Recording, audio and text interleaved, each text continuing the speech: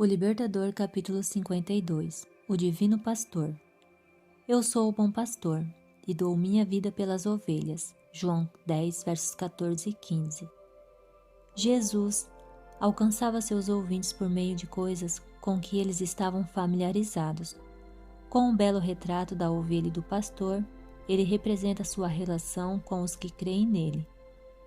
Nenhuma figura era mais familiar do que essa para os seus ouvintes.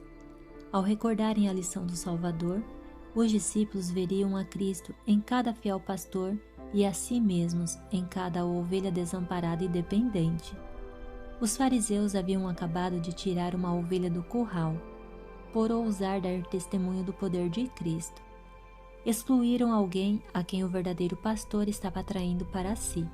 Fazendo isso, mostraram serem dignos de confiança como pastores do rebanho.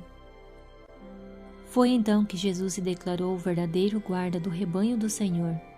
Aquele que não entra no aprisco das ovelhas pela porta, mas sobe por outro lugar, é ladrão e assaltante. Aquele que entra pela porta é o pastor das ovelhas, versos 1 e 2. Quando os fariseus raciocinaram sobre o que Jesus quis dizer com isso, ele disse claramente para eles: Eu sou a porta. Quem entra por mim será salvo. Entrará e sairá, e encontrará a pastagem. O ladrão vem apenas para furtar, matar e destruir. Eu vim para que tenham vida e a tenham plenamente. Versos 9 e 10. Cristo é a porta do aprisco de Deus. Desde os tempos mais remotos, todos os seus filhos têm achado entrada nessa porta. Seja em símbolos prefigurados ou manifestados nas revelações dos profetas, ou desvendados nas lições que Cristo deu aos seus discípulos, eles têm visto o Cordeiro de Deus que tira o pecado do mundo. João 1, verso 29. As pessoas têm criado cerimônias e sistemas pelos quais esperam receber justificação e paz com Deus. Mas todos os que colocam alguma coisa que venha a ocupar o lugar de Cristo, todos os que entram no aprisco de alguma outra maneira, são ladrões e salteadores. Os sacerdotes e líderes religiosos, os escribas e fariseus, destruíram as viçosas pastagens e contaminaram as fontes da água da vida. A inspiração descreve esses falsos pastores. Vocês não fortaleceram a ovelha fraca, nem curaram a doente, nem enfaixaram a ferida. Vocês não trouxeram de volta as desviadas, nem procuraram as perdidas.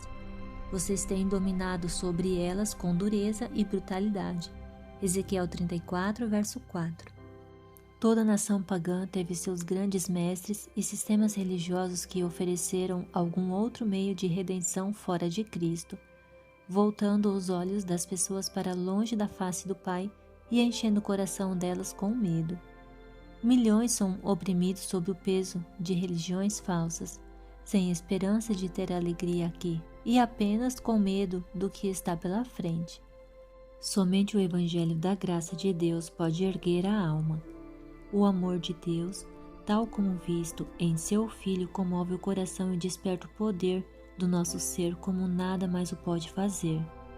Quem quer que afaste as pessoas de Cristo, as está afastando da fonte do verdadeiro desenvolvimento, privando-as da esperança e glória da vida.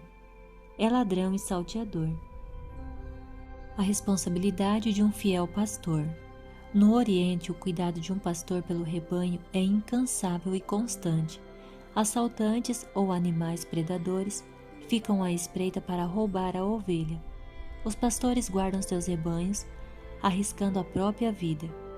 Jacó, que cuidava dos rebanhos de Labão, disse: O calor me consumia de dia e o frio de noite, e o sono fugia dos meus olhos. Gênesis 31, verso 40. Enquanto cuidava das ovelhas do seu pai, Davi, ainda garoto, resgatou com as próprias mãos um cordeiro das garras do leão e do urso. Uma forte e terna ligação une os pastores às ovelhas sob seus cuidados. Cada ovelha tem seu nome e responde ao chamado do pastor. Assim também o divino pastor conhece seu rebanho, o qual está espalhado por todo o mundo. Jesus diz: Eu o chamei pelo nome, você é meu. Isaías 43, verso 1. Jesus nos conhece individualmente e se comove com nossas fraquezas. Ele conhece até a casa em que moramos. Às vezes, ele dá instruções aos seus servos para ir a certa rua, em certa cidade, em certa casa, só para encontrar uma de suas ovelhas. Jesus conhece cada pessoa tão bem que é como se ela fosse a única por quem o Salvador morreu. A aflição de cada um toca o seu coração. Ele veio para atrair todos para si. Conhece a todos que, com alegria, ouvem o seu chamado e estão prontos para ficar sob seus cuidados pastorais.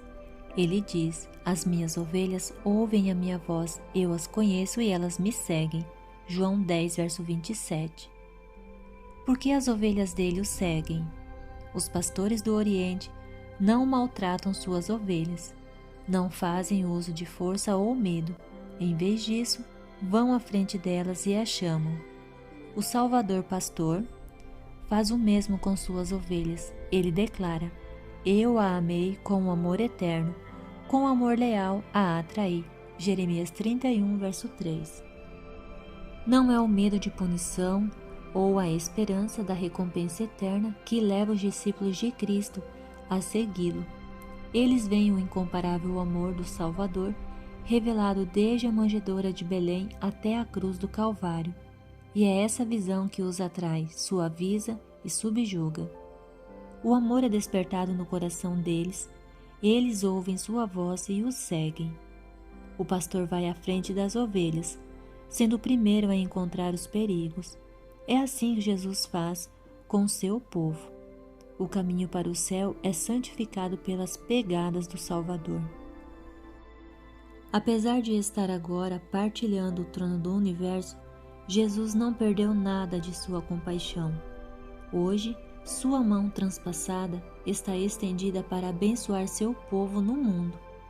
Elas jamais perecerão, ninguém as poderá arrancar da minha mão. João 10, verso 28. A pessoa que vem a Cristo com fé é mais preciosa aos seus olhos do que o mundo inteiro. Ele nunca abandonará alguém por quem morreu, a menos que os seus seguidores escolham deixá-lo. Ele os manterá em segurança. Cristo ainda é nosso pastor pessoal.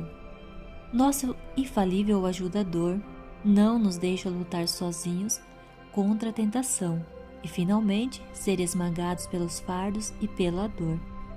Embora ele esteja agora oculto aos olhos mortais, o ouvido da fé pode ouvir sua voz dizendo: não tenha medo, eu estou com você. Eu experimentei suas tristezas, passei por suas lutas, enfrentei suas tentações. Conheço suas lágrimas, eu também chorei. Conheço as aflições que, de tão profunda sequer, podem ser sussurradas a qualquer ouvido humano. Você não foi esquecido. Ainda que sua dor não cause resposta em algum coração na terra, olhe para mim e viva. Isaías 54, verso 10. Porque somos o dom do seu Pai e a recompensa do seu trabalho. Jesus nos ama como se fôssemos seus filhos. Ele ama você. O próprio céu não pode conceder nada maior, nada melhor. É só confiar. Jesus pensou em todas as pessoas da terra que foram extraviadas por falsos pastores, espalhadas entre lobos, e disse: tenho outras ovelhas que não são deste aprisco. É necessário que eu as conduza também. Elas ouvirão minha voz, e haverá um só rebanho e um só pastor. João 10, verso 16. Por isso é que meu Pai me ama, porque eu dou a minha vida para retomá-la. Tenho autoridade para dá-la e para retomá-la. Esta ordem recebi do meu Pai. Versos 17 e 18. Como membro da família humana, Jesus era mortal. Como Deus, ele era a fonte da vida para o mundo. Ele poderia ter resistido às investidas da morte, mas voluntariamente deu sua vida para que pudesse trazer vida e imortalidade. Mas ele foi transpassado por causa das nossas transgressões, foi esmagado por causa das nossas iniquidades. O castigo que nos trouxe paz estava sobre ele, e pelas suas feridas fomos curados. Todos nós, tal qual ovelhas, nos desviamos, cada um de nós se voltou para o seu próprio caminho, e o Senhor fez cair sobre ele a iniquidade de todos nós. Isaías 53, versos 5 e 6.